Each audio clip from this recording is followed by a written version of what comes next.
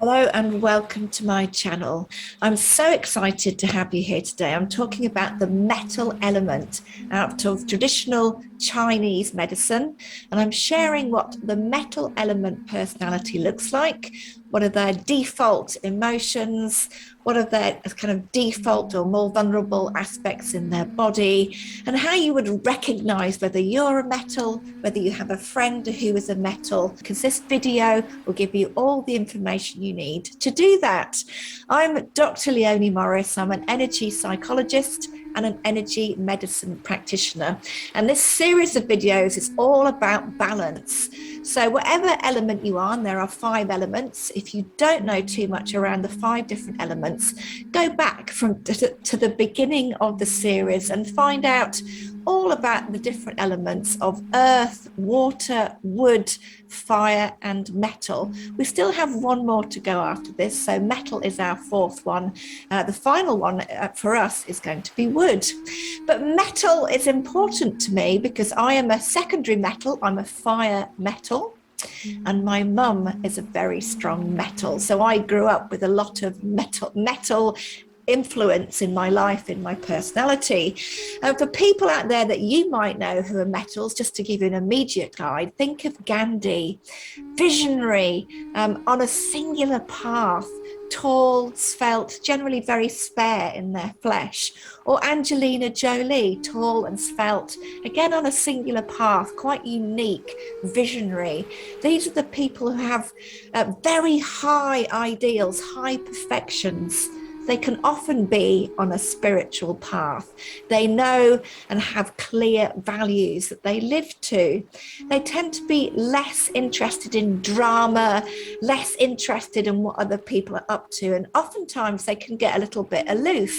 Their world is kind of an inner world because they're a visionary, because they feel a little bit different, a little bit unique, and they have their own ideals, their own idea of perfection. Often other people are on the outside of that. They tend to be quite neutral. They're not into the drama or the gossip or anger or confrontation. They stand back a little bit away from life. They can be seen as the kind of, in terms of the archetypes, they could be the queen. They're almost like the royalty above the common and the everyday.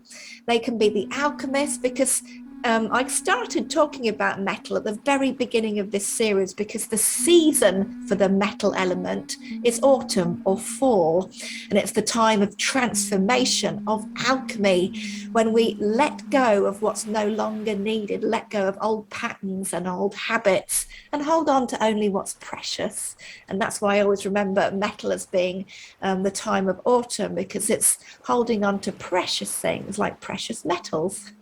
So it's holding on to what's important to you. So these people tend to be minimalist. They are pure thinkers. They have a clear and innocent mind. They don't get sullied by, as I said, by gossip or negative thoughts. They're much better at letting all of that go when they're in balance. So you probably recognize, I hope, from that description, some metals that you know and love, or metals that you need to relate to. So when I think about a metal with my mum, they're very like metal structure. They love structure. They love process. They love routine. And they like to do certain things at a certain time of the day, the same things every day, every week. And that's absolutely my mum. Everything has its place. Everything is done in its time.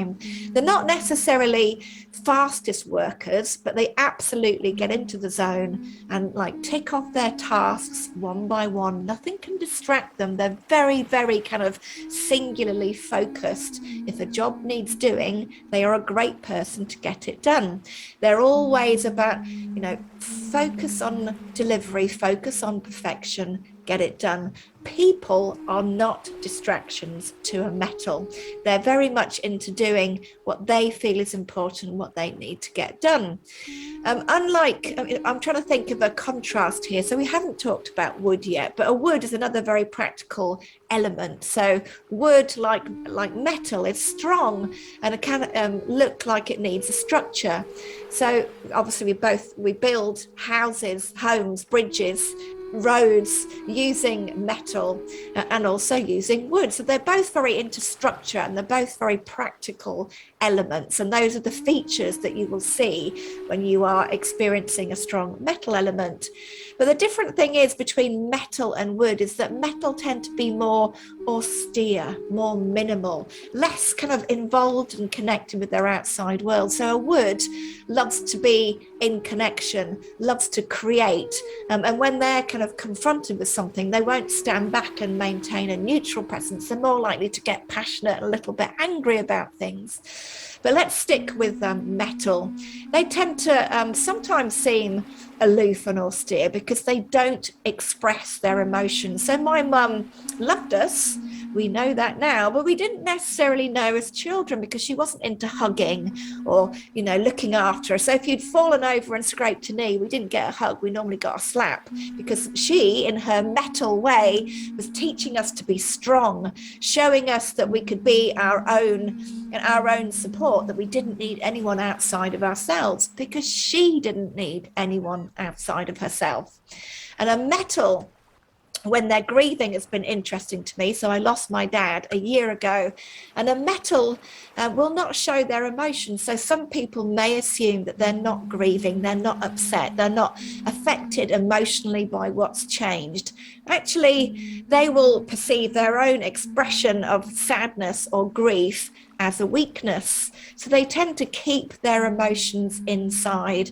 And oftentimes that is what will shift them out of balance. So they'll become withdrawn, they'll move away from people, move away from connection, and they can become grief-stricken, almost frozen, immobile, doing the same things over and over again, even if it doesn't do anything, even if it's not working, they get stuck in a loop. So they sort of become frozen and an entity unto themselves. They move away from people and they can get very lost and isolated. So grief and sorrow are the go-to emotions when you're a metal person, but you're not likely to show it, which means you won't often get the support or the help that you need. And of course, that is a negative cycle. You can get trapped in that space. And physically, when you're trapped in space, the two energy channels, the two meridians that relate to the metal element are the lungs, the yin meridian, and the yang meridian is our large intestine. So the lungs and the large intestine are the two organs that are most affected when a metal element is out of balance. So they're quite often their go-to illness would be a respiratory thing, the coughing, the sneezing, so a cold, bronchitis, sore throat, tonsillitis. I myself had a lot of recurring tonsillitis. And if you get recurring chest infections, sore throats, anything to do with the lungs, then it's likely that your metal element is the dominant one.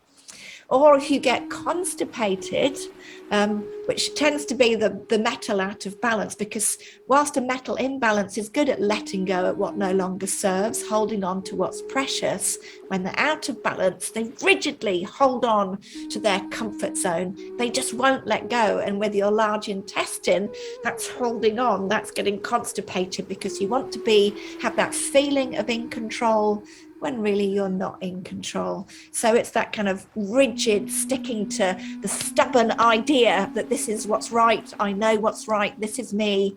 So a metal is unlikely to trust other people, go to other people, or listen to other people. And they struggle with their chest and they struggle with their large intestine, which can be leading towards constipation or let go for any longer. Obviously, a lot more serious issues with your intestines.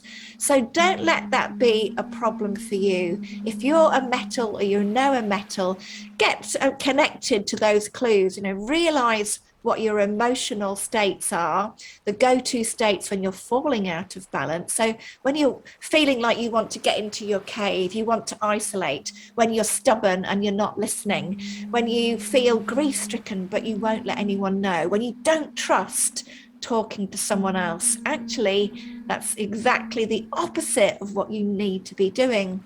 So if you're a metal and you're in crisis and you're out of balance and you're feeling lost and alone and isolated, you really need to do the 180-degree opposite of what you feel like inside.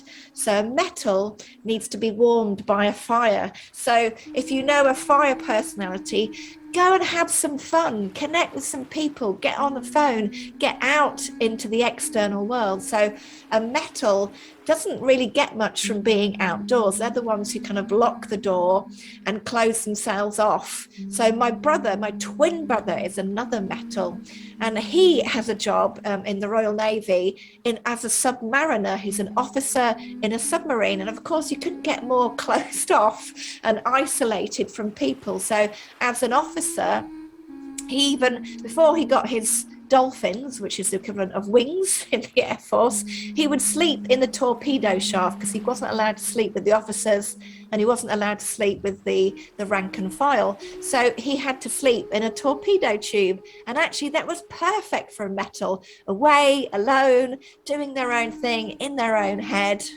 He was very happy. So a metal enjoys kind of enclosed spaces because their world is inside here. They enjoy using their brains, exploring. They can be the alchemist, the scientist, and they are, into kind of tight, rigid, black and white thinking. So engineering and scientific disciplines are really good for a metal. Of course, there are many, many others because we're always a blend of all 5 of the elements. So what do you do if you have a strong metal element within you and you're starting to feel that need to pull away and isolate? You're starting or continuing to do the same things in your life even though they're not working.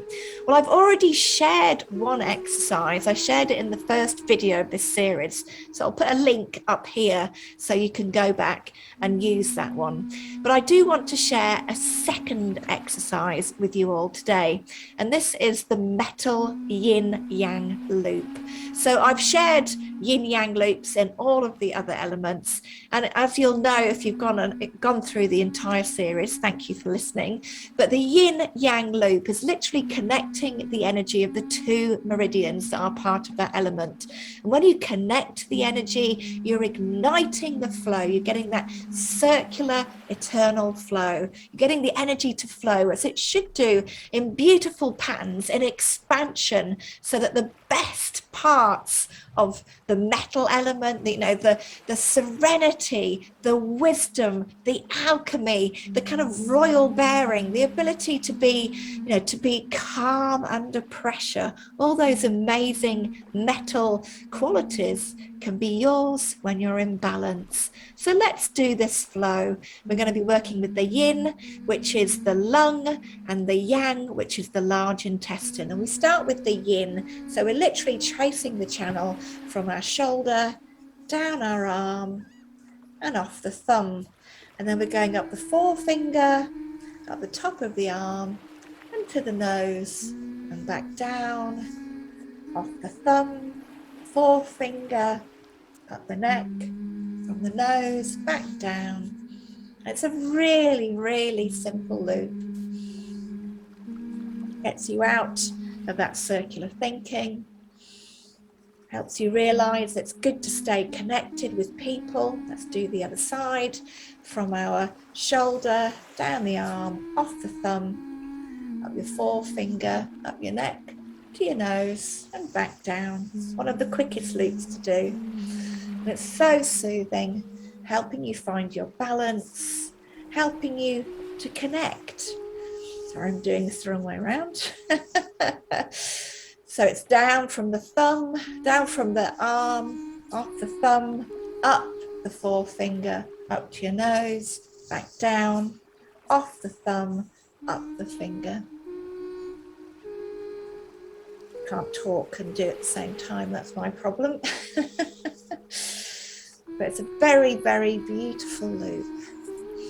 So do that loop, the yin-yang loop, connecting your metal meridians so that you feel back in balance back in harmony, connected to the world, internal and external imbalance, knowing that it's okay to listen, it's okay to trust other people, and that even if you feel like you're on a singular path and people don't get you, sometimes all you need to do is tell them, speak to them, and you will be listened to.